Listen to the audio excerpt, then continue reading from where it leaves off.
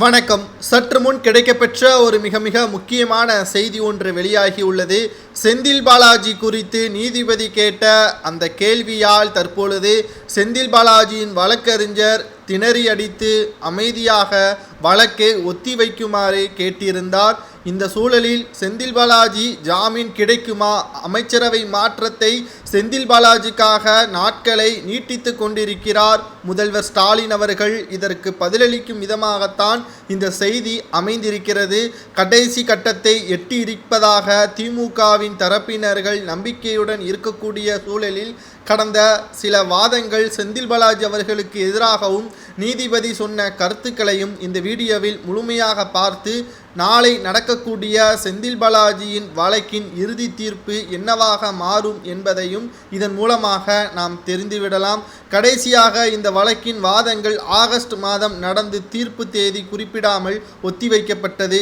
டெல்லி துணை முதல்வர் மணீஷ் சிசோடியாவின் ஜாமீன் வழக்கில் அவருக்கு ஜாமீன் கிடைத்ததை மேற்கோள் காட்டி செந்தில் பாலாஜி தரப்பு வழக்கை வாதம் செய்தார்கள். ஆனால் அந்த வழக்கில் இருக்கக்கூடிய சாராம்சங்கள் வேற, இந்த வழக்கில் இருக்கக்கூடிய சாராம்சங்கள் வேற என்பதை செந்தில் பாலாஜியின் வழக்கறிஞர் புரிந்து கொள்ளாமல் பேசியதுதான் நீதிபதிக்கு கோபத்தை ஏற்படுத்தி இருக்கிறது. குறிப்பாக செந்தில் பாலாஜி அவர்கள் கைது செய்தது என்னமோ அனைத்து இந்திய அண்ணா திராவிட முன்னேற்ற கழகத்தில் போக்குவரத்து துறை அமைச்சராக இருந்தபொழுது வேலை வாங்கி தருவதாக கூறி பண மோசடி செய்து அந்த பணத்தை சட்டத்திற்கு விரோதமாக பண பரிவர்த்தனை செய்ததன் காரணமாகத்தான் கைது செய்யப்பட்டார்.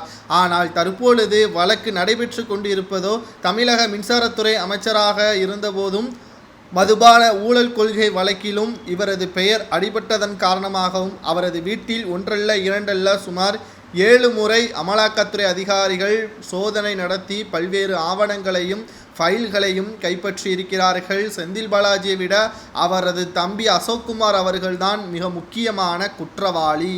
ஆகையால் செந்தில் பாலாஜி அவர்களுக்கு ஜாமீன் கொடுத்துவிடக்கூடாது.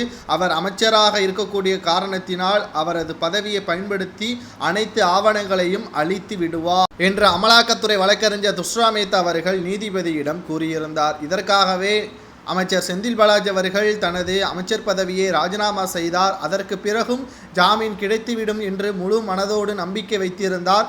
ஆனால் எம்எல்ஏ பதவியை பயன்படுத்தி அனைத்து ஆவணங்களையும் அழித்துவிடக்கூடும் என்ற காரணத்தினால் தற்பொழுது வரை செந்தில் பாலாஜி அவர்கள் ஜாமீனில் வெளிவராமல் இருக்கிறார். தற்பொழுது செந்தில் பாலாஜி அவர்கள் கிட்டத்தட்ட 60 வழக்கு முடிவடைந்த நிலையிலும் செந்தில் பாலாஜி அவர்களுக்கு ஜாமீன் கிடைக்காமல் இருப்பதால் கடைசியாக அமலாக்கத்துறை அதிகாரிகள் குற்றத்தை நிரூபிக்காத பட்சத்தில் ஜாமீன் கொடுப்பதாக நீதிமன்றம் தெரிவித்திருக்கிறது.